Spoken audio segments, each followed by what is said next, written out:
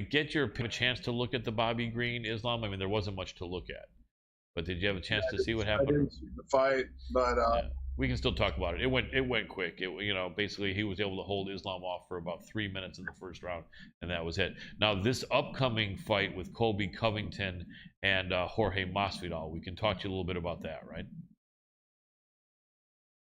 yeah, that's going to be it's going to be a doozy because those guys are teammates. Yeah, they are. Yep. It looks like we're back on. Sorry to interrupt you, Eric, but ladies and gentlemen, we had a little bit of a glitch in our live stream, but we're back. So happy to have this first guest back on the show. One of the most respected teachers out there and coaches in the world of MMA, the creator of CSW, former Shuto champion, man coached people like Brock Lesnar, Josh Barnett, and so many more people.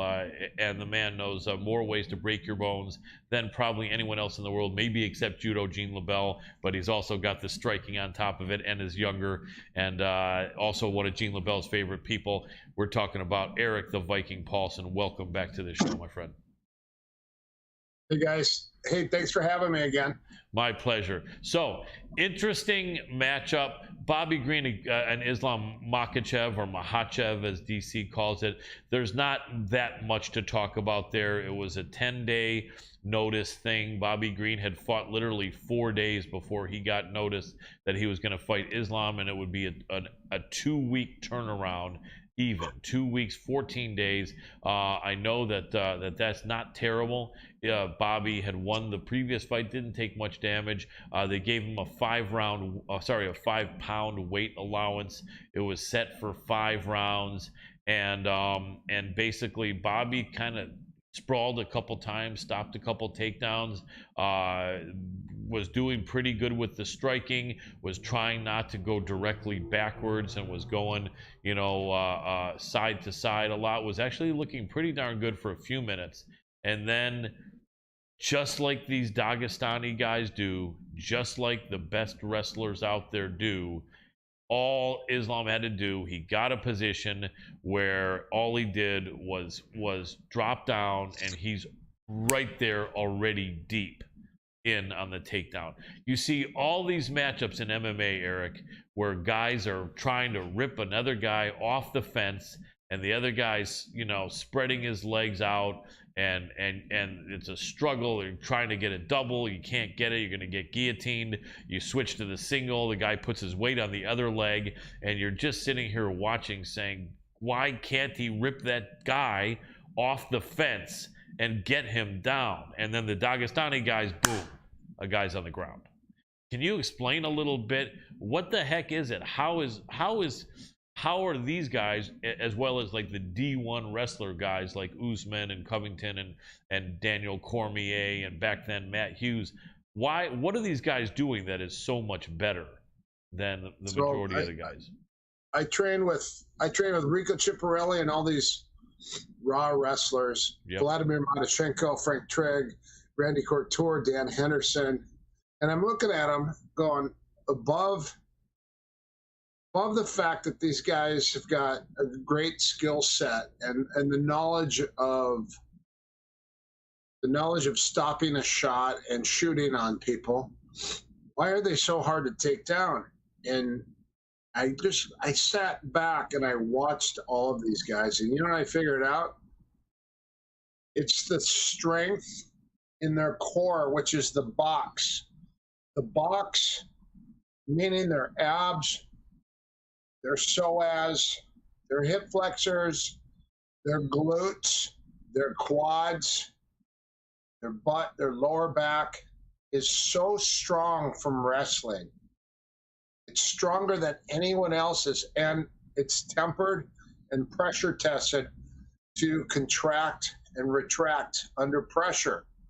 And their core is engaged so fast and so much from takedowns and from wrestling that they become stronger, more Herculean than most normal people, because of the fact that they're constantly lifting and stopping shots and locking their hips, picking people up.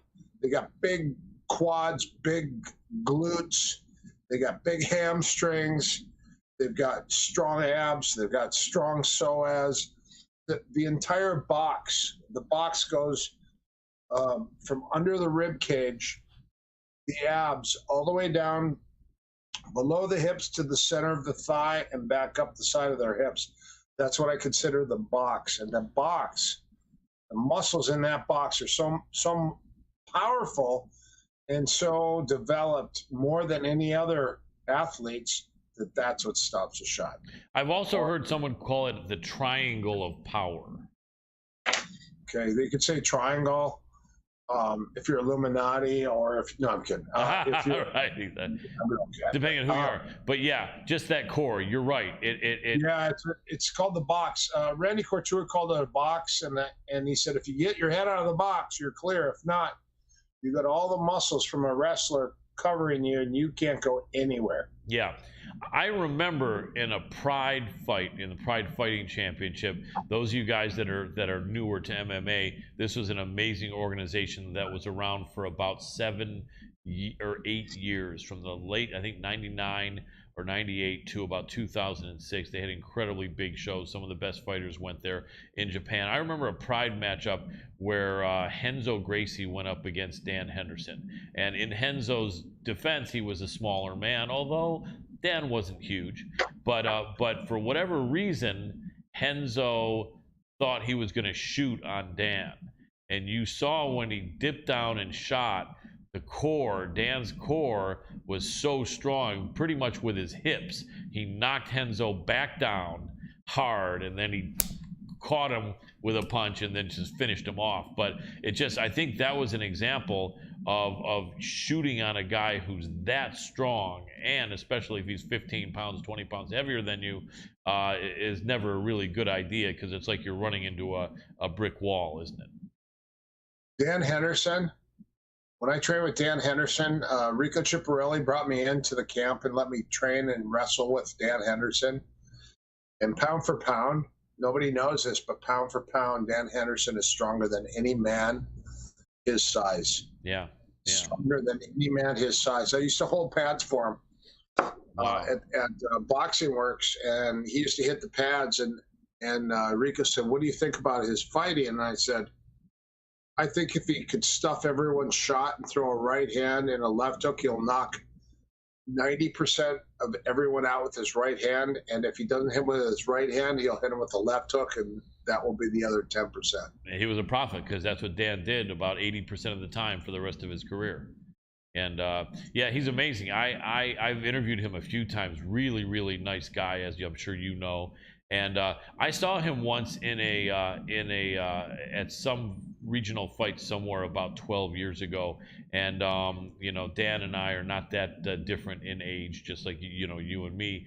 And so I said to myself, I thought, I was never a professional fighter, but I was always a guy that trained, and a pretty rugged guy. Always played football, and trained martial arts in different styles, grappling and standing. And I remember I looked at Dan from I was a few rows in the seating, and I said, I have a feeling that not only wouldn't it hurt him if I punched him or kicked him, but I could probably hit him with a bat and it wouldn't hurt him. I mean, he literally, he looked like a brick wall. He is an icon, and he is stronger. Nobody knows. A lot of people do not know how strong Dan Henderson actually was. Yeah. Rico Chiapparelli said, "Hey, I want you to run and condition," and he goes, "No, I don't need to." Wow. Rico got taken off. He's like, "What? All my athletes condition. You need to run. You need to condition." He goes, "I don't need to." Yeah. And nobody knew the reason he didn't need to or didn't want to was because he was so much exceptionally stronger than every other person that he would lock horns with. Yeah, and he had done it for 20 years. He had done 20 years or more of that conditioning already since he was probably 7 years old or something like that. Yeah, that's one thing that a lot of people don't see, who don't ever get to sit or stand close to these fighters, is something about the camera almost takes away a little bit of how tough professional fighters like yourself are. You don't get to clearly see the cauliflower ears or the scar tissue. And I remember, I think that was fairly early on from me meeting some professional MMA fighters. This might have been 20 years ago or so, and I've been following it for 10 years longer. But I think, yeah, Dan Henderson was one of the first famous people I was sitting near, and I remember only having watched it on TV, thinking, man, on TV this guy looks like a tough guy, but when you stand near him, it just you can really see the years of training and the ears and the scar tissue. And yeah, no, just sitting near him, it's something that a lot of people don't. If you don't know, now you know. These guys look a lot tougher in person than with the bright lights and everything like that, but obviously, he feels like, to me, he feels like an old cowboy, like a guy that's been throwing hay his whole life and roping cattle. Yeah, without a doubt.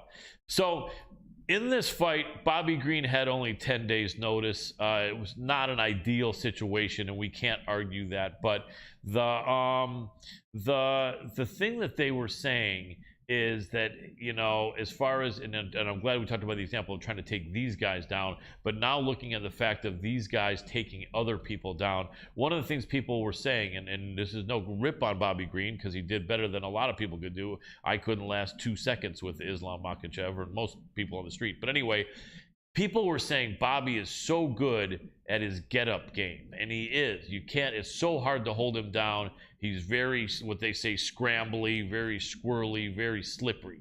And what is it that these guys from Dagestan are doing when they're taking people down that make a guy who's known for being able to scramble up not be able to even be close to doing that? Because it's literally like he took Bobby down, and then he said, okay, you're going to stay right where you are. I'm going to switch position to cross side, and then you're going to stay right where you are. I'm going to switch position to mount, and then start beating the shit out of you. How is that happening when Bobby Green, against most people, is scrambling up? Well, I think they've had a hard life. I mean, life over there is a lot harder than it is in America. I don't think they have all the commodities and all the great things that we have. We get soft because, you sit, you live on your phone and you have whatever you want. You can eat whatever you want. You can do whatever you want to do. And their life could be a lot possibly simpler. And you're raised in a camp where everyone's tough. So you just by default, you become tough just like them. Yeah, and it makes sense. And they're training with each other too, which brings up another question. Wrestling training, as I think you know, and it's all tough. If you're doing jiu-jitsu and you got someone who's reckless, or someone who's much stronger and better than you, or someone who's an asshole, or someone who's mad at you, training jiu-jitsu can be very dangerous. We all know that. But I think people in the know have seen that training high-level wrestling really hard is one of the most dangerous as far as getting injuries. Over at AKA, and I've interviewed Javier Mendez several times, for a couple of years they were known for having guys have to constantly pull out of fights because of injuries. Because you had guys over there from Josh Koscheck, John Fitch, Habib, early days, Luke Rockhold, Islam, Daniel Cormier, and they were, wrestling the shit out of each other and hard. And then Javier Mendez mentioned that they actively and consciously said, we got to stop this. We have no desire to be known as the great school when our guys can make it to a fight, because they normally can't, because we're killing each other. So they actually were able to step back and stop that from happening. So I guess you can still get great training by just turning it down a notch, which is what they did. But it is really dangerous doing hard wrestling training and not getting an injury, isn't it? Look at all the Sambo, and look at all the Iranian and all the different wrestling from Russia and the Eastern Bloc countries. Those guys are hard. They're just hard people because that's the style. It's super hard. It's not. Again, we're spoiled over here. We got everything at our fingertips, and like for them, it's the same thing as boxing used to be when people were down and out. possibly impoverished or in the ghetto, and they would just box themselves out of the ghetto. They would train super hard just so they get out and so they could have a better life and make some money. Those are tough people because they know no difference. Yeah. And the reason they train and they're so tough is because they got nothing else. It's like fight, win, or die. Yeah, kind of reminds me of the former boxing champion, the late marvelous Marvin Hagler. He had like 4 brothers and sisters. The father was out of the picture, and him fighting and winning, was what the family depended on to eat. So he was like he was there to not goof around. He was there to kill. Do or die. What's that? Do or die. Exactly. I remember he had the baseball hat that said "kill." Remember that? Marvin Hagler. No. Yeah, it was. Those are amazing. I remember when they set him up to face John the Beast Mugabe. That was a fight because Mugabe was 6 pounds lower at the 154-pound class, but it's only 6-pound difference.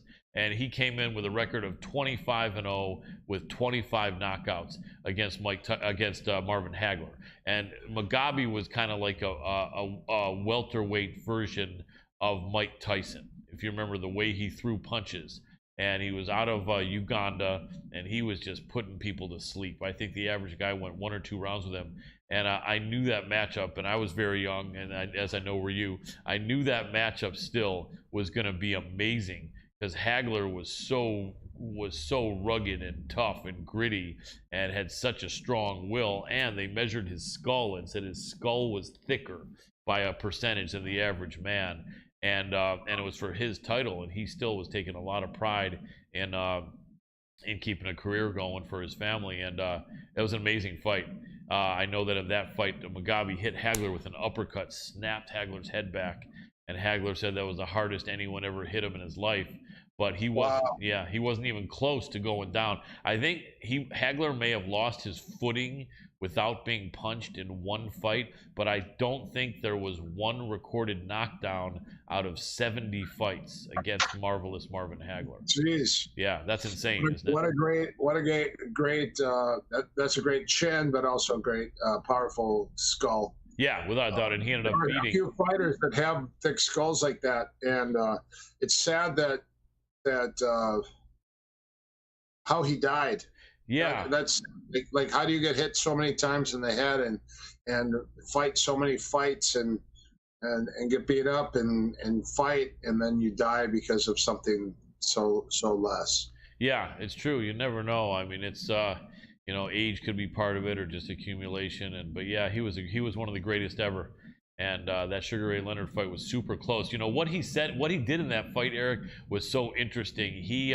That fight was in the making for about 10 years, and Leonard didn't want any part of it. Finally, Leonard took the fight, and Hagler was about 38, I think, and Leonard was like 33 or 4. And Leonard, ran most of the fight, but did stick and move and did throw flurries in the last 20 seconds, which the judges always love to see in boxing, and escape with a decision. And the rematch would have been for millions of dollars, even in the 80s. And $1 million meant a lot more in the 80s, as you and I well know. And I remember Hagler said, nope, don't even think of the rematch. He said, I got ripped off this decision. I know what you guys want. Everyone make millions of dollars more. I'm not playing that. I'm not playing that game. Wow. You took my title away, and it's supposed to be that a guy's got to beat the champ to be the champ, and this was nowhere near decisive. I won the fight. I'm not goofing around. My career's over. And yeah, unusual because there was millions of dollars in the waking, but he had integrity, and it's rare that someone says that. Then he walked away and made movies in Italy, but very tough guy. But let's jump back into MMA. So this weekend we have Colby Covington versus Jorge Masvidal. We've got about maybe 7 minutes, Eric, 7 or 8 minutes. So these two guys, similar age. Colby's 34, just turned. Masvidal's 37 and a half, so about 3.5 year age difference. Masvidal was already kind of an established guy fighting in Strikeforce, or just got into the UFC. 7-8 years ago when Colby started training with him. Maybe it's 10 years ago now at American Top Team, and they were good friends. And Colby was a guy coming up, and Jorge was a guy who hadn't really found his stride yet, although he was, you know, a somewhat well-known guy. He had come up with Kimbo Slice doing those backyard fights in Florida. But anyway, friends for all these years. And then I think, as normally happens when both guys start rising to the top, I think they realize that they may be fighting each other, or they got into an argument, or who knows what. But all of a sudden, they're no longer in the same training camp. They're arch enemies. They're putting each other down, which some of it could be build up for the fight. But they know each other. I think a lot of it's build up. Yeah. But these guys are teammates. They were teammates. They were training partners. There's pictures of them hand in hand, arm in arm. Yeah. Those guys. We got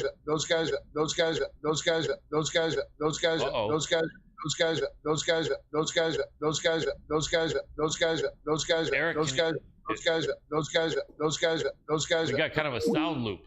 That was very odd. Dr. Adam Roorda, is there a name for that? Probably not. If there is, we don't need to know. All right, we're calling Eric back.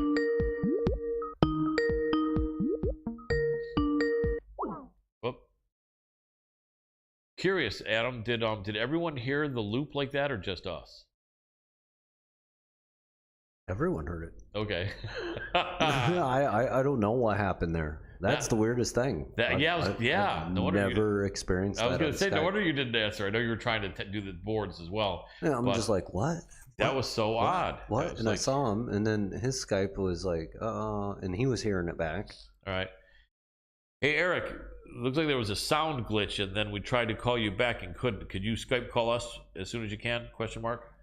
Appreciate it, period. All right, let's see if we can get Eric back. Let's see here. All right. Yeah, and, that's really interesting. Yeah, that was just an odd scenario. But hopefully we can get him back, because we do have our next guest 10 minutes from now. So I'd love to be able to do 5 more minutes with Eric the Viking Paulson. Well, I can try him again one more time here. Yeah, let's see what happens. Boom, boom, boom, boom, boom, boom. It kind of reminds me when there he is. Yep. There we go. Can you hear me, Eric? That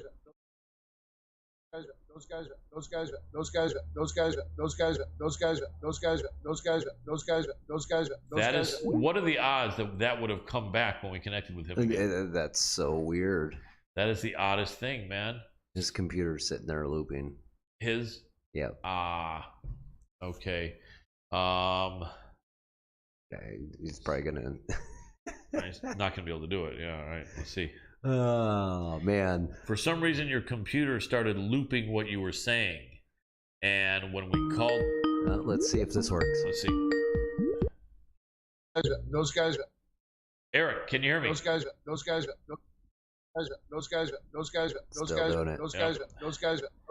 Hey, Eric, we keep calling you back, and then we keep hearing the last thing you were saying looping and repeating. I don't know if anything can happen, but yeah, it's like a very strange glitch. We have a next guest set for 9 minutes from now. Love to have you back here if we can make it happen. We'll try again, but if not, I really appreciate your time, brother. Period. Yeah, okay. It's probably not going to happen. Seems like it may be. Okay. We can try one more time. Eric, can you hear me? There we go. Eric. Okay. Eric, you're hearing me, but we're hearing an audio loop of you saying those guys are. Can you hear it? Did Eric call us? Adam, maybe we should try that. I'm going to exit out. And then try again. Go. I know you can make it happen if anyone can. Maybe it is on our end. Hopefully not.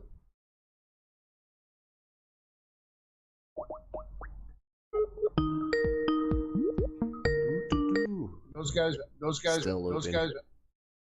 Whoop. Now, has he tried to call us? Could that fix it, Adam, if we had him call us? No, he did that. Oh, he did? 3 times. Okay. Yeah, it's just not going to work. In fact, I'm going to turn it down in the background. All right. Yep. So, Okay, let me And think. just let him know it's a technical issue, and that's where we're gonna have to go. Eric, it looks like there's a technical issue where the sound keeps looping from the last thing you were saying, and no matter what we do, it's not going to go away. So I apologize, but it looks like there's no way we can connect again here to finish the interview, period. New paragraph. I really appreciate your time and insight, brother. If you wanted to text me anything for me to say on the air, feel free. Thanks again, period. Okay, sorry about that, ladies and gentlemen. Would have loved to finish that interview, and yeah, unfortunately, it's just looping. yeah, all right. Nothing I can do about that. Nope, Colin. nothing the doctor can do about that, and there's definitely nothing I can do about it. So, okay, Dr. Adam Roorda, and we've got 6 minutes before our next guest, and so we'll talk more about this in the third segment, Adam. I just thought maybe I'd touch on it briefly here. Can you add something to? In fact, let me present this to you because I didn't have a chance to say this to Eric, unfortunately. So we all know, at least anyone that knows collegiate wrestling knows Bo Nickel, 3-time national champion, I think world champion, Olympic qualifier. He was brought in, I think, about a year ago to help Jorge Masvidal in the second Kamaru Usman fight, and was able to show impressive wrestling defense. I think Usman still out wrestled him to an extent, and then did end up catching him with a right and knocking him out, or almost knocking him out for the finish. But I think he had only a couple months with Bo Nickel at that time. Now I think he's got like a full year in, or close to it, with Bo Nickel working for this Colby matchup. Now Usman and Colby have fought 2 fights close. The first one stopped an apparent jaw injury on Colby, although now it may not have been a broken jaw, but it was stopped in a close fight. Second fight was a coin toss. A lot of people felt Colby won that fight really close. So we're looking at Colby versus Bo Nickel. Now, Bo Nickel made a statement, and he said that Colby has a pretty extensive wrestling background, but his wrestling and grappling technique is not very strong. Now, obviously, that probably what he meant there, Adam, is compared to Bo Nickel, Colby's wrestling, pure wrestling technique is not that strong. But are we supposed to, should we assume that that's what he meant, or are we supposed to believe now that Colby, considered one of the best wrestlers, I don't think Colby's that good of a wrestler. Honestly, he's okay. He's dominating most everyone except for Usman with his wrestling. I wouldn't say he's doing that completely. He's dominating with endurance for sure. But he's he really is. I mean, I think he's a 3-time All-American. I mean, so we were kind of talking about this. What's 3-time All-American? I mean, in D1, that doesn't make you pretty... I mean, that's the name that people throw around.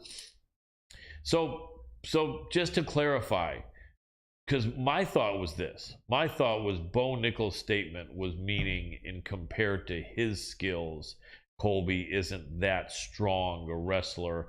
I don't think that we need to, that we're supposed to embrace now that Colby isn't one of the better wrestlers in MMA, because there's no evidence. Evidence shows exactly the opposite. Would you agree that maybe Bo was just comparing him to his skills, or to the highest level wrestler skills, or are we now supposed to imagine that Colby isn't a good wrestler?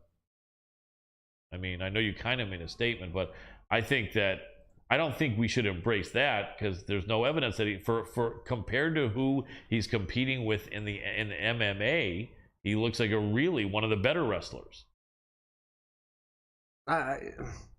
Listen, when we start talking wrestlers at that level, you are talking about levels to the game, and Colby is great with his endurance. His technical wrestling is not the best in the world. It just isn't. It never has been. Even in MMA. His endurance, though, and his ability to fight through in different awkward situations, he understands enough about what he's doing. Some of the sloppiest wrestlers can go and get a gold medal, Colin. I see your point. And so we only have 3 minutes before our next guest, but with the extra 8 or 10 months that Jorge has had with Bo Nickel, can he make us finally see that Colby isn't the greatest wrestler by stopping all of his takedowns? Probably.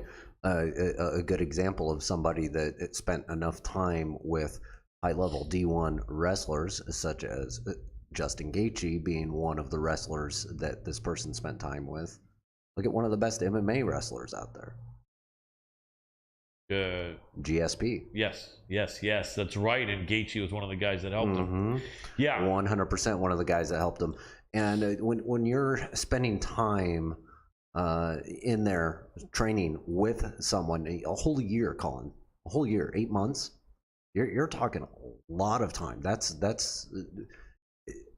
somebody's wrestling skill set can change in a year. But here's a question. Depending on who you're training with. Right, exactly. And having Bo Nickel there is amazing. Yeah. Yes, having Bo Nickel there will change. It's just a different game right now. But this is my concern. When GSP had people like Gaethje and other people that were on the Canadian, wrestling Olympic team and so on, he started bringing in these people, I think, when he was like 22, 23, 24. Age has nothing to do with it. Are you sure? Because at 37, at 37, a guy who wasn't even D3, a high school wrestler, albeit a good one, and Masvidal's wrestling for MMA makes him look like a D2 wrestler. But at 37, and can Bo Nickel really change a kind of an old dog like that much? I guess. Yeah. Okay. 100%. Okay. 100%. So, I mean, some of the best coaches out there are how old?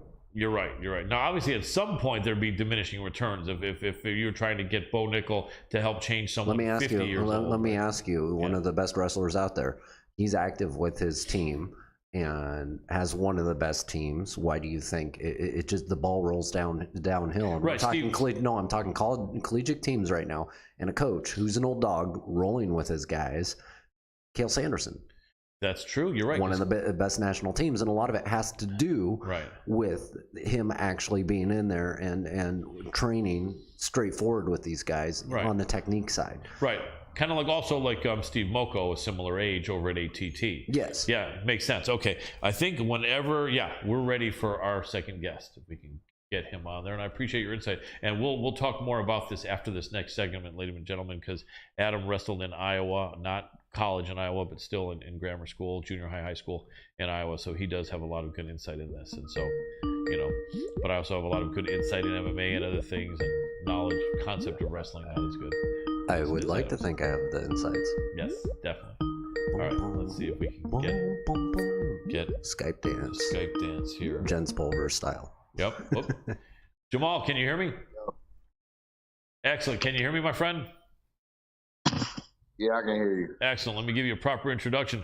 Ladies and gentlemen, super excited to have this next guest back on the show, coming off an amazing victory in the UFC this past Saturday, defeating Johnny Walker. An amazing victory before that against Jimmy Crute, the man representing my home state of Michigan.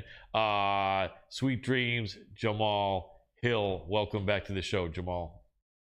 Hey, how you doing, brother? Doing good, brother. I appreciate you so much, man, because I know we've been talking to you for a little bit, maybe like 3 years, and I know you get a victory over a main event like that. All of a sudden, everyone wants to talk to you, and I appreciate you staying loyal to your Michigan guy here, because we got some chops. We've been around for 5 years. I know we're not ESPN, though, or Joe Rogan, and so I still want to throw it out there that I appreciate you making the time for me.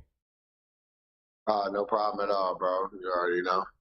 Thank you. I remember, last time your mom was watching, and I know she's watching all the action too, and you looked amazing in there. One of the things that made me feel you in that matchup, aside from liking you, having talked to you representing Michigan, is that I thought to myself that the composure that you show, and a lot of people don't know about you, is that you're kind of a contrast. You're a guy who came up hard, hard times in the streets, but you're also a guy who's like a student of combat sports. You're a very cerebral fighter. You know a lot about combat sports and have trained, and you've got a really sharp mind knowing what you're doing for a guy as young as you are. And I think that a lot of people kind of like weren't putting this all together. And I remember saying to myself, man, I just think Jamal is going to be too composed and too polished to let this crazy guy really throw him. Now, no, that's no disrespect on Johnny Walker, because he can hit people. He's a big man, but I just felt like there's levels to this, and I felt like this fight really shows the kind of level that you're on. Going into that fight, did you kind of feel that way, or did you feel like this fight with Johnny Walker could be back and forth and a real hard one?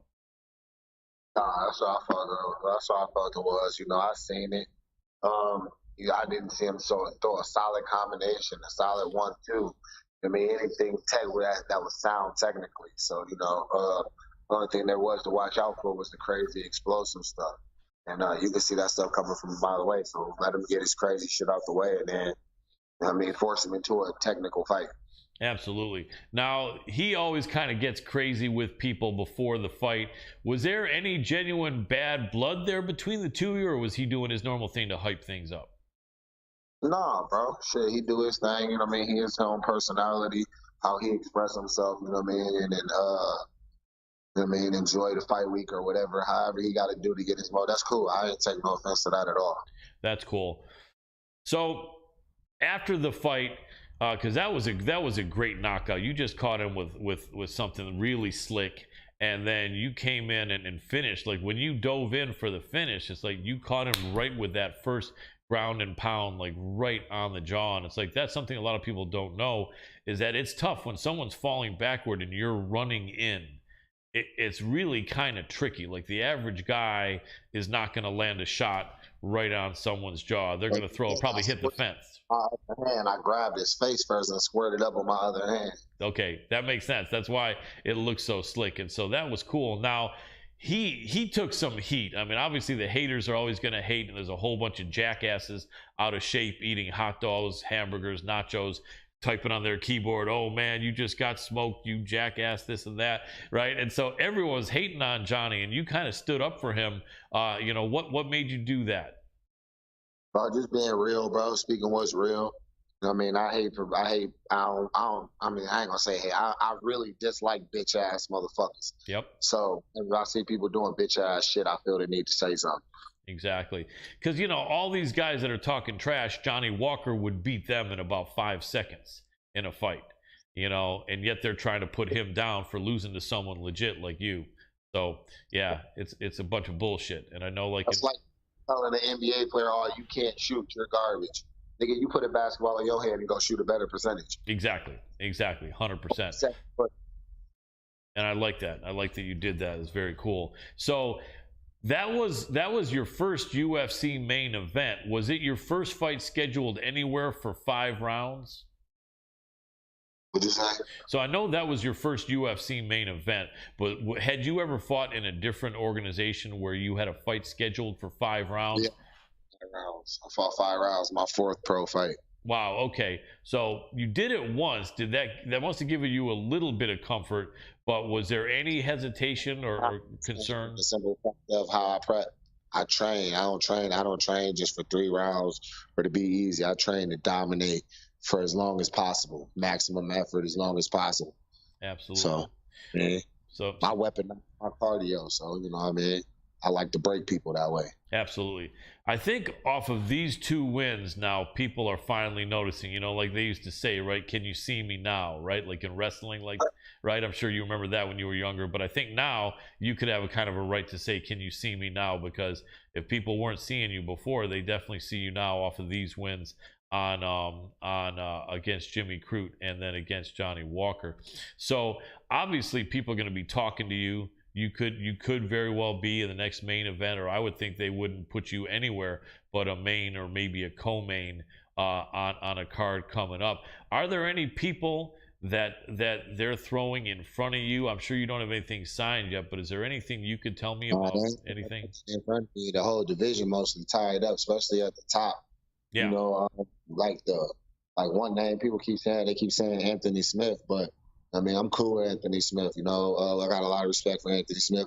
And then also I know the type of fight that an Anthony Smith fight is, and now for what I'm making, they're not paying me enough for that fight. You know what I'm saying? I have no problem putting my skills on display against Anthony Smith, but the money needs to make sense. Yeah, without a doubt. And I know you'd love to get that one back from Paul Craig. How interested do you think his camp would be in fighting you again here before he gets a higher contender? Probably not at all, huh? And I'm not interested in that right now either. You know what I'm saying? Like, Okay. we deserve to move up. We deserve to move up. Well, there's no need for us to step on each other right now. He's lined up. He's got his match lined up. You know, I'm trying to get a fight with Vulcan.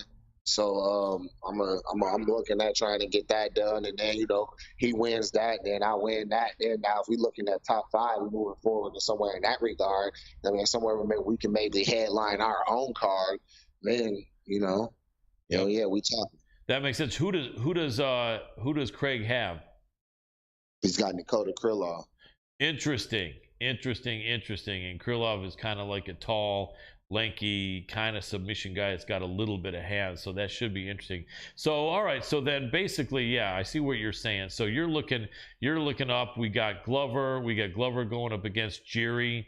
We got Rakic up there. You already mentioned your thoughts about Anthony Smith. Anyone else up there? Oh yeah, Santos is fighting Magomed.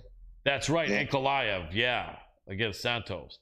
Okay, sorry to step on your words. I was excited when you mentioned that because I forgot about that. Okay, so add them to the guys I mentioned, and then and probably Jan Blachowicz also, and we're talking about the only guys ranked above you. So it could be any of these guys. Do you have like a date in mind when your camp is telling UFC you could be ready? And 2, 3, 4 months from now, or also we don't see you on camera. I'm sorry, but we're only seeing your lights. I'm sorry. Can you hear me, Jamal? Right now. One more time. We're looking at May right now. You're looking at May. Very cool. Also, we see the camera only looking at the lights in your room for some reason. I don't. If you could bring it down. There you go. Now we got your face. Sweet. Went out to eat and have some drinks and stuff. I hear you, man. I appreciate you. I won't keep you maybe about 6 or 7 more minutes. Is that all right? All right. I appreciate you, man. We'll make it quick. All right. So let's talk about these matches that are coming up that are already signed. We got Ankalaev against Thiago Santos. How do you see that fight playing out, or do you see a couple different possibilities? I don't know. Like, honestly, I didn't really pay attention to Magomed like that for real.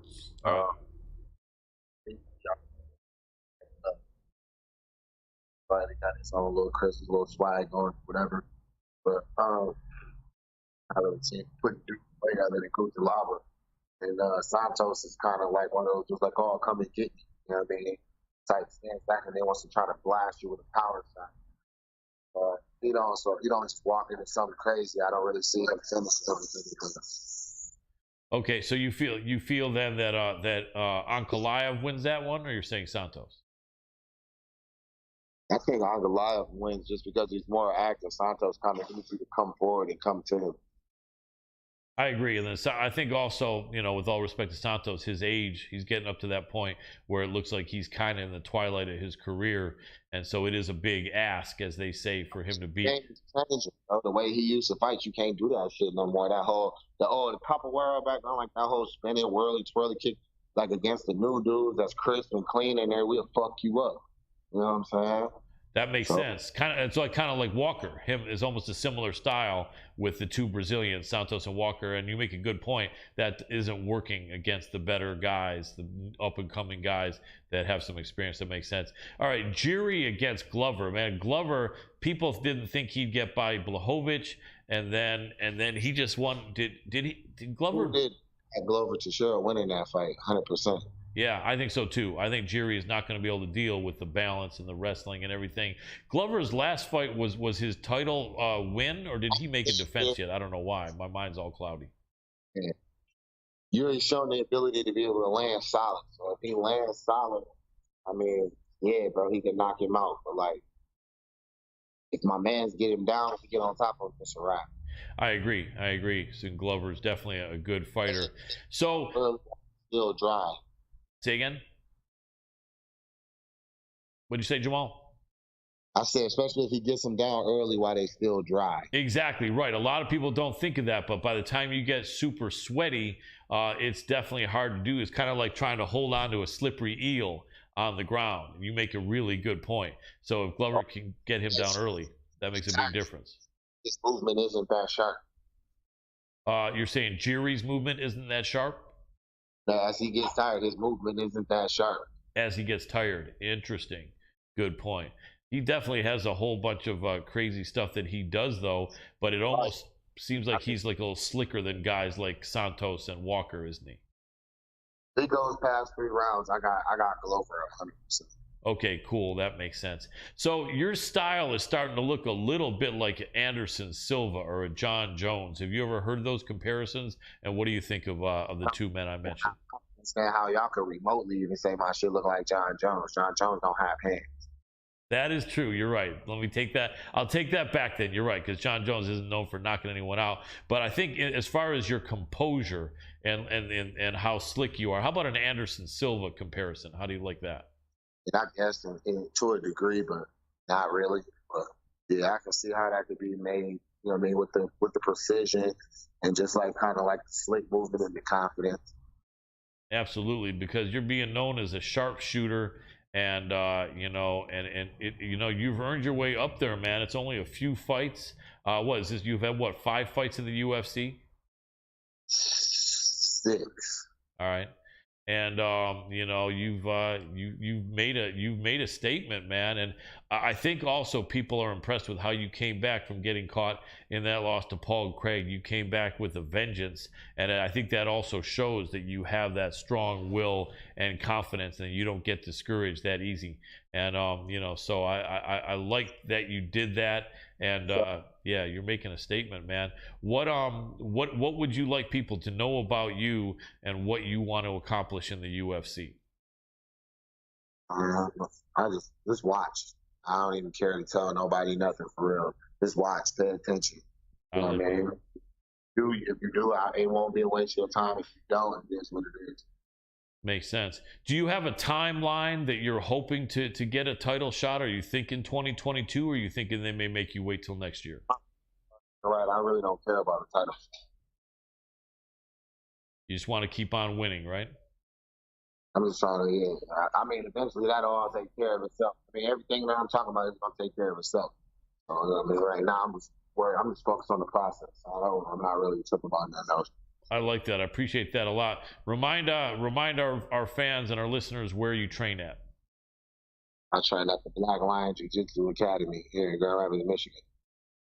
Absolutely. And representing Michigan, man, you're doing Michigan proud. And after the Lions season where Matt Stafford came on a different team winning it all, it kind of got a lot of Lions and, you know, fans and Michiganders discouraged. So we got someone in Jamahal Hill to cheer for, man. So I appreciate you doing this for our fellow Michiganders. Sure.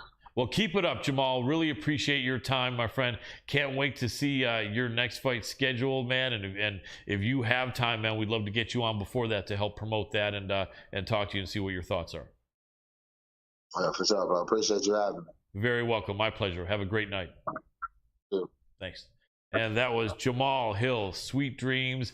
Really good dude. And I'll tell you, after winning in the main event, and these 2 last wins in a row, people are talking to him. Everyone's pulling him one way or another. And, you know, like I told him, right, Adam, you know, he could have said, man, I can't even really talk to anyone except ESPN or Joe Rogan or maybe Ariel Helwani. He could have taken that stance. And instead, I hit him up and he said, yeah, man, let's work it out. And he's running around as he is, but he made it happen. I really appreciate that, Jamahal. And we believe in you, man, that he's proven himself. And really, really excited to see where he goes from here. He's in the picture for sure, though, isn't he, Dr. Adam Roorda? Absolutely in the picture. And not really surprising to us, but surprising for a lot of the MMA world to see what he's doing. Yeah. And, you know, I'm real stoked to see him take a few more wins. And he's probably, I know he's saying he's not paying attention to the idea of the title and it'll just line up, but Quite frankly, he beat one of the guys that everybody was talking about a year ago. Yeah, without So doubt. right at a year ago, everybody, like even Walker, me, I was all Walker hyped was a up hot on thing, Walker. yeah. So And Jimmy Crew was on a killing streak until Jamal stopped him. Yep, and so we've got somebody here that's going to be I think a serious contender within a couple fights, and without a doubt, he's a contender now, but probably a title contender. That's what I'm talking about. Yeah, without a doubt, yeah. Because if you look at it, there's really, I think he should be ranked like number 6 or 7 right now. Mm-hmm. I haven't looked, but if he's not, he's definitely like 8 or something. But the bottom line is Anthony Smith, I didn't realize that those guys were friends. And so he's not going to fight him for low money. So that's out. Not that they're going to be only offering him low money, but I just got a feeling maybe that one's out because people, if they can't avoid someone they train with and their friend, it makes sense. But other than that, you got the guys we mentioned. Glover's got Jerry, Prokaska, and then probably next in line is going to be the winner of Ankalaev Santos or what do you call him? Rakic. Alexander Rakic is definitely up there. And so that fight will happen. One of those fights will, unless someone gets hurt, in which point Jamal could possibly step in. But it looks like probably after this fight with Glover and Jerry, probably Rakic or Ankalaev has next.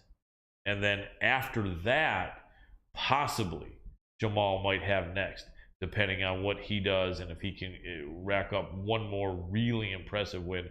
But I think 2 more really impressive wins. Three for sure. Yeah, 3 more. I don't even think he needs 3 for sure. Yeah, 3 for sure, but even 2, probably even 2 more impressive wins. But yeah, he's that's what I'm saying. Third fight, yeah. He's a unique dude. I mean, we didn't have a lot of time to talk here, and sound quality wasn't the best. But if you guys want to go back about 3 months, we had a really good, detailed interview with Jamahal Hill, and you can get to know a lot more about him and his mindset. And he was chilling at home, and the sound quality and everything was really, really good. So if you want to check that out, check out all of our archives are up. MMA Power Hour should be on our page, on my Colin Crandall page, on Adam Roorda on YouTube, as well as the Hannibal TV on Facebook and YouTube. Now, are there any interesting questions that we had there, Dr. Adam Roorda? No, more or less somebody asking if we could bring Terry Funk on the show. Well, I'll tell you what, me and Adam are both 50% owners and partners of the MMA Power Hour. So we don't tend to veto each other by saying, no, this is not going to happen because we talked to the other one. But just so, I don't know if Adam knows, Terry Funk is a guy who's probably 65 years old. He's been a wrestling icon for the last 40 years. But I don't know how relevant to an MMA show he would be. I mean, I think the chances of him following MMA really closely are slim. Maybe he does, but I would think only if he would be following MMA closely and if he wanted to do it. Shoot him a message, Colin, and ask him if he follows MMA. And if he does, say, hey, would love to have you on MMA Power Hour on the Hannibal TV. Why not? Why not? Screw it. Yeah. Well, yeah, let's reach out. Let's see if we can see if he is an MMA fan. Yeah. Because he's definitely known as one of the rugged, tough guys in wrestling back in the day before.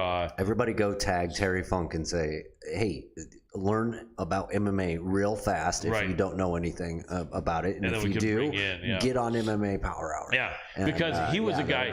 Yeah, he was a guy that was frequently bleeding and getting busted up a lot. That means he was willing to do dangerous things, and he was known as one of the true tough guys in pro wrestling, and a lot of those guys, for the dangerous stuff that they would do, could possibly have been MMA fighters, at least in the earlier days, depending on what their skill set was. But as far as a guy who was known to be a rugged, tough guy, Terry Funk was one of those to the highest level in professional wrestling. And so that'd be interesting. We can check and see.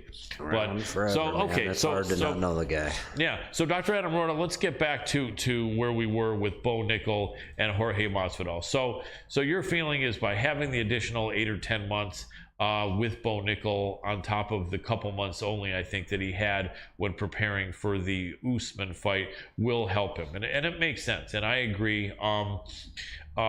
He had a short notice fight with Usman a couple of years ago where they both literally got 2 weeks notice, and he was actually able to hold Usman off, but Usman really didn't look like he was in the best shape for that fight. No excuse. But then a year later, with a full camp, not that Masvidal looked like garbage, but Usman for the most part dominated that fight and stopped him. So he's coming off 2 losses in a row to Usman. Funny enough, both men are coming off 2 losses in a row against Usman. The only difference is that before that, Colby only had 1 loss out of 19 fights, and Jorge had about 10 losses out of about 35 fights. Also, Colby just turned 34. Masvidal's 37 and a half. So he's 3 years older. He's got 5 times as many losses.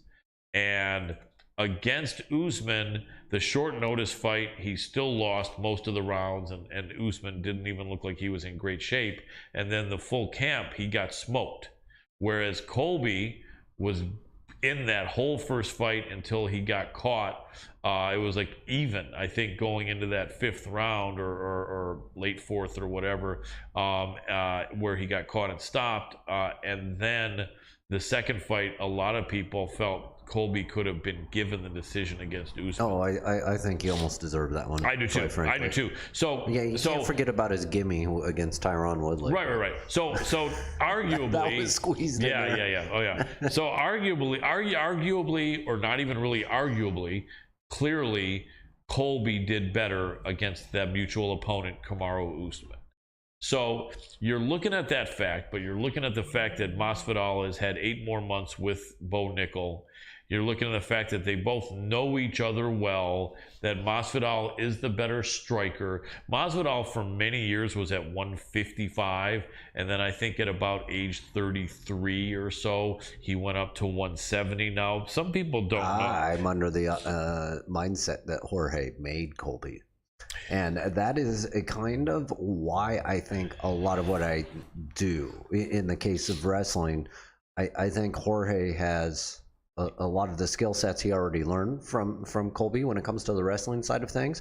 And when you really break it down with him stepping it up for a year of training with a like arguably better wrestler, you're much definitely better. Bo Nickel, without a doubt. Exactly, that's what I'm saying. So, but we're also talking MMA. That's right. The wrestling for MMA is kind of a different animal. It is a different animal. But I think him spending that time with him is really giving him the advantage, being that in a lot of ways Jorge really kind of made Colby. Yeah, he kind of big brother him, back when they started training. I think Colby was like 26 and Jorge was probably almost 30. I mean, weren't they roommates?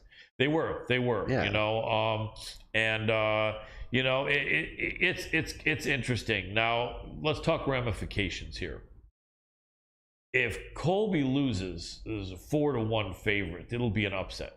Not only will it be an upset, but it'll be a huge setback, because with Colby having done very well against Kamaru Usman in the first fight and done even better against Kamaru Usman, arguably deserving a decision, he's still in a great position. In fact, I don't know where they put the guys in the ratings. Vicente Luque should be up there probably, but Colby is probably still number 2 or number 3. And a lot of people feel that the skill difference between him and Usman is like this, really small. Masvidal, no one feels he would ever beat Kamaru Usman. He's 37 and a half years old. He's on the downside of his career for a welterweight, and a lot of people kind of feel that if Masvidal loses here, then he kind of will go back to where he was most of his career, which is kind of a guy who was a tough guy with talent, but an also-ran, a guy who just basically couldn't get over the hump. And now it'll be a guy who was kind of over the hump, but then kind of slid back because of his age. And that's kind of what a lot of people expect. And there he'll be. The question at this point would be if it's a main event, so both men will probably put 7 figures in their wallet. And then Masvidal has different ventures. They love him in Miami. He's got some website thing with some new software program he's dealing with, and he's got his tequila or whatever the hell, his strong margaritas. He's got a lot of stuff. So technically, with this money and with what Masvidal has going, he could say with a loss here that that's enough. You know, I'm not gonna stay around and have jackasses beat me that I don't like and that I don't want that, and that's enough. Now on the flip side of it, it would be a huge upset and a huge setback for Colby Covington, who just turned 34, because Colby, I think, is feeling that he beats Masvidal, and then all he has to do is, I shouldn't say all he has to do because that's a big ask. Well, what he would be probably required to do would be to beat either a Leon Edwards or a Vicente Luque or a Khamzat Chimaev, and then he's right back on the doorstep banging on the door for a third Kamaru Usman fight. So a loss to Masvidal would derail all of that. What do you think that's going to do to their mindset? I mean, obviously both of them look at this as a fight they can't afford to lose, and it's true, but I guess it's kind of in a different way, isn't it? Mm-hmm. And the thing with Colby, Adam, is that one of the things he and Daniel Cormier and Kamaru Usman and GSP and a lot of the Dagestani guys, Habib, Islam, Magomed Ankalaev, one of the things a lot of these guys have in common, Adam, is they know they're the better wrestler. They know they've got a good chin. They know they're still at a good age to be really competitive. And they go and look at the guy across from them and say, you know I'm the better wrestler. You know I don't have to fear at all you taking me down. So I'm going to throw my hands, and then you make a teeny tiny mistake, or even if you don't, I'm going to take you down, rinse and repeat. I'm going to beat you because I am the superior wrestler with a good chin who has some hands. And the odds makers are looking at it like that. Most of the handicappers are looking at it like that, Adam. Yes, this is an important fight for Masvidal. Yes, he knows more about Colby Covington than a lot of people, but is just having Bo Nickel for an extra 8 months and Desire going to be enough to change that? Because most people don't think so. You know, honestly, it doesn't matter if most people think so or not. That's what it boils down to. Is it doesn't matter what most people think. It's definitely not going to. It's not going to affect the mindset of Masvidal. That's for sure. No, not at all, and it's not going to affect the wrestling whether people think it's going to or not. What is going to affect that is 100% the fact that he's been with Bo Nickel for 8 months training real hard at the highest level. So that is not something to take for granted. And quite frankly, I don't care what anybody else thinks about it. I could be wrong. Whatever. This is MMA. The puncher's chance always around every corner. So I could sit here and try to break it down all day, but I'll tell you that I think Masvidal's going to come away on top with this one. I think it's a bad matchup for Colby. I think that he's the mentor that knows Colby's weaknesses on the deepest level. Right. And you know, there's a lot of tells out there. But listen, Colin, there's other fights on this card coming up as well that are, you know, this but one's you see value in Masvidal as the dog in this fight, and because no, I'm taking him. Okay, because possibly if he can, I'm probably going to throw down a couple G's on it. Actually, there you go. That could be cool. Because if he stops the takedown and shows that he's not really that afraid of the takedown because he stops it, that he very well could piece up Colby. He possibly could. Yeah. Okay. Let's see what else we got. Yeah, he's a big enough dog in this one. I'm got some money. Yeah, for sure. That's money for sure. So, Colin, let's just go over a couple fights here, and being that it's only 2 guests, we can wrap it up here. But we do have a lot of guests, previous guests on this card, actually. We do. Kevin Holland, Jalen Turner. A couple more, I think, or 1 or 2 more. Jalen Turner, Kevin Holland. Dustin. Yeah, Jacoby, the Hanyak. Yep. Yep. And it's hard I for don't me think to that was see. it, but yeah, that's not so bad. No, definitely. We've got 3. And Kennedy. Oh yeah, Kennedy. Nzechukwu. I forgot about that. But Yeah. and actually, I didn't forget about that. Kennedy Nzechukwu against Nicolay Negamoreno. Yeah, that's a good fight. I want to see that fight. That's going to be a good fight with these big men. Kennedy's coming off a loss. He's going to be really determined to get back on the right track, and he's a good dude. He's strong. He's athletic. He's fairly quick for a big muscular guy, and he's a good dude, really good guy. And I remember how he told me it's pronounced Nzechukwu. Kennedy Nzechukwu, because everyone tries to squeeze it together, but you actually have the Nzechukwu. Yep. And yeah, Colin, this is going to be exciting watching Nicolay come off a win against Isaac Villanueva. Yeah, it will be. Although Villanueva, as you guys, younger guys say, I'm kind of low key impressed with Villanueva, and also none of that's ever meant with disrespect. But he's a tough dude. But first round knockout is what I'm talking about. I think so too. And I'll tell you what, there's money to be made on this fight, because I think they have it almost even. The odds makers have it almost. No, even. I'm not calling that. I'm saying Nicolay came off that win. Oh, right. In 1 minute.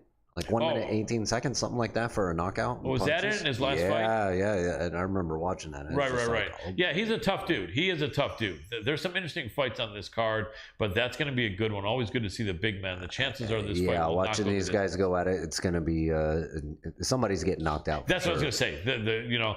But there's probably hardly any money to be made on this fight going under. In fact, they probably have the over/under at 2.5. It's usually either 1.5 or 2.5. If they think there's a good chance that the guys are going to knock someone out, it's going to be 2.5 for sure. Then they make it 1.5. But still, I think that's a good bet to go under 2.5. But you're probably going to be at like minus 200 for that, But still, there's some value there. You put 200 to win 100, or $20 to win 10, $2,000 to win 1,000.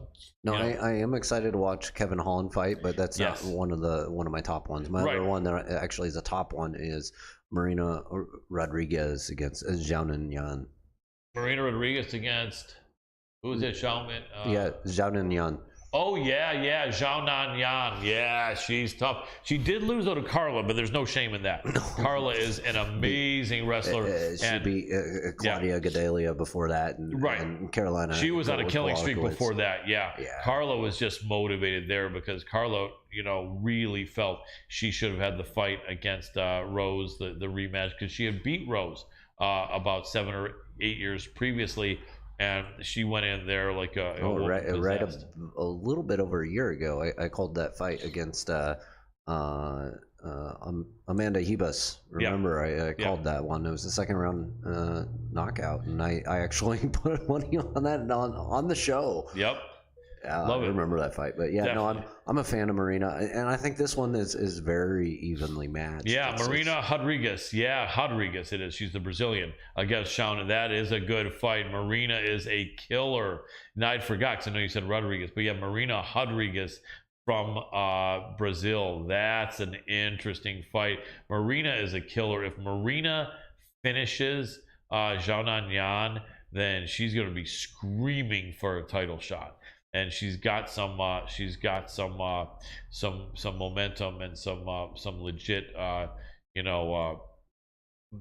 deserving, some legit fights. So she's fucking deserving very much, especially if she can dispose of Yan. But that's going to be a good fight.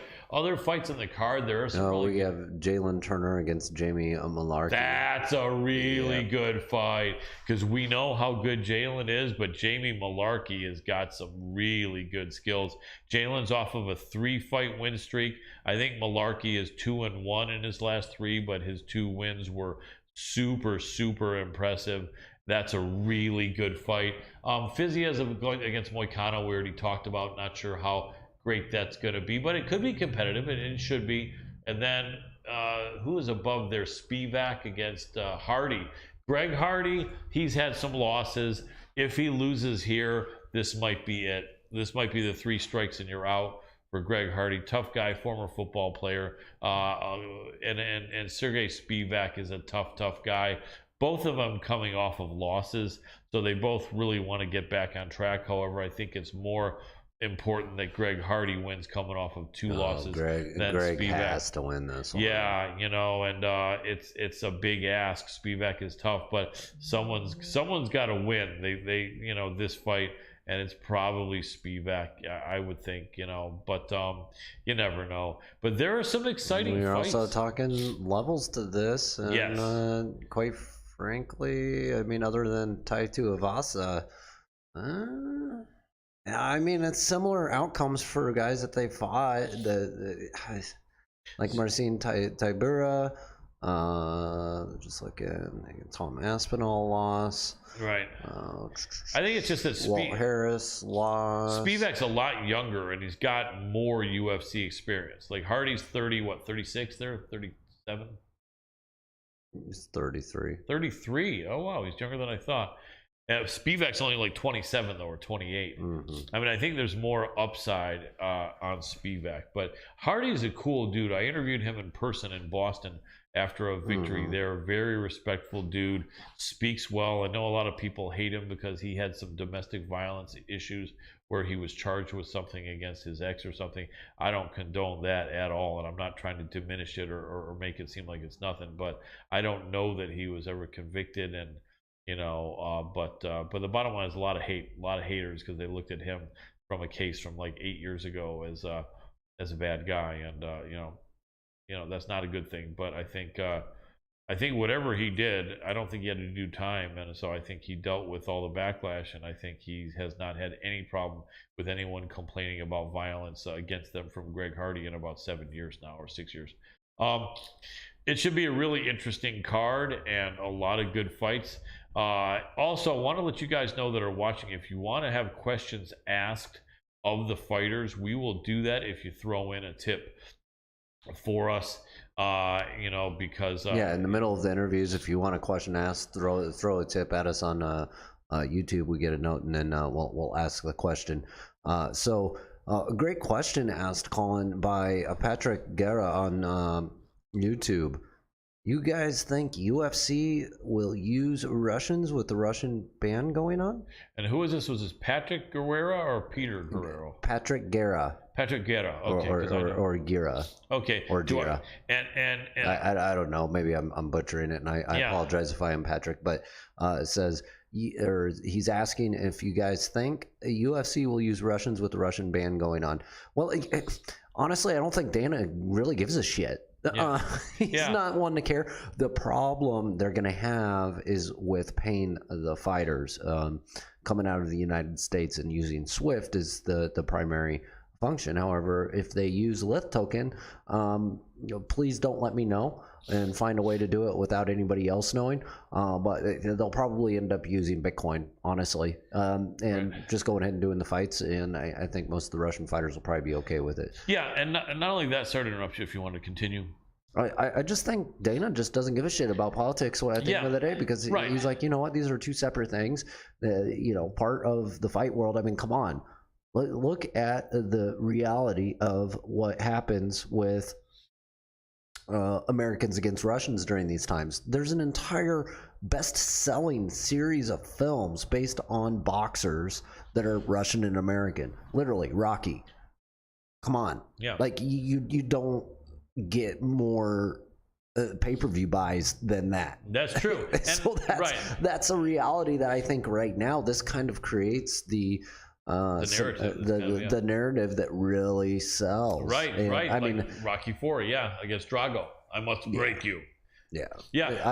I don't think that's gonna change. No, and also just to kind of coattail whatever on what Adam said, and to clarify, not that he needs it, but I don't think, you know, and he wasn't saying that Dana doesn't give a shit about what's going on in the Ukraine. I'm sure Dana does, but I think what he meant, and I'm sure of it, is that Dana's not wanting to lump a Russian professional fighter into being somehow a leader as part of the Russian government that's deciding to invade Ukraine and do all this terrible stuff, because they're not.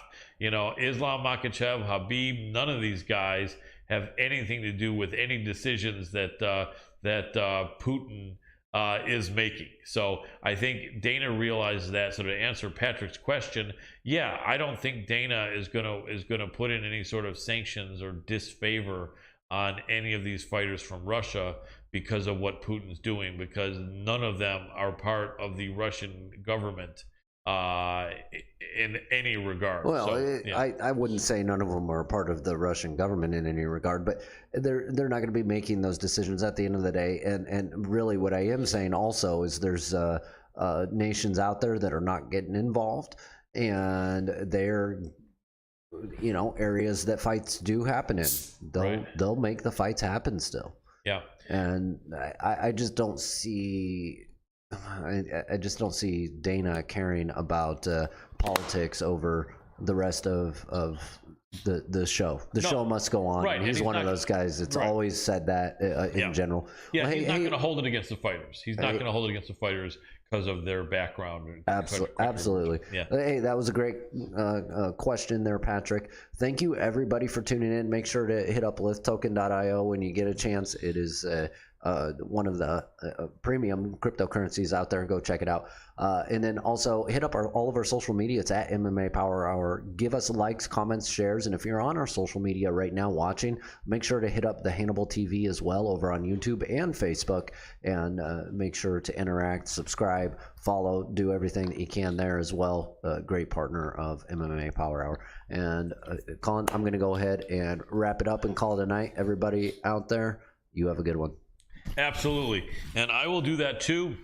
What I'm going to do here before wrapping it up is the last thing that Coach Eric the Viking Paulson said is that with Masvidal and Colby being best friends and training partners, they've got similar mindsets politically. I know Colby has his gimmick, but Masvidal kind of has a persona that he's created. It's about who wants it worse and who wants it more, and that's who will win, and then they will be friends afterwards. That would be the prediction from Eric the Viking Paulson. I really appreciate you a lot, Eric, for that. And that's about it. In order of appearance, Eric the Viking Paulson, really appreciate you. Sorry that technical difficulties somehow was looping your sound and we couldn't overcome it, but really appreciate your insight a lot, brother. Huge respect for you. You guys that don't know Eric Paulson, look him up. He knows, like I said, he knows more than most of us. He's, like you say, he may have forgotten more than what we've ever known, but that would imply he's forgotten anything he hasn't. Maybe 20 years from now, when he's in his 70s, you can say he's forgotten more than we've ever known, but he knows 10 times more than most of us will ever know. Anyway, thank you so much, Coach Eric Paulson. Jamahal Hill, sweet dreams. Hill, the man coming off of 2 amazing victories, stopping Jimmy Crute, stopping Johnny Walker. The man is legit AF, as you guys like to say in the text. He's legit as fuck. Thank you so much, Jamahal Hill, for coming on, man, in light of all the demand that you're getting, and we really appreciate you, man. Thank you, brother. That's about it. Dr. Adam Roorda, all of our entire team in the MMA Power Hour. Spread the love in a positive way. Be that guy, be that girl. Let people know you got your back and that you care about them. Take good care of your pets. And unconditional love is what you get from them, and they deserve all the love in the world. And big love from me to all of you. For our team, Dr. Adam Roorda, this is Colin Crandall, and for tonight, I am tapping out.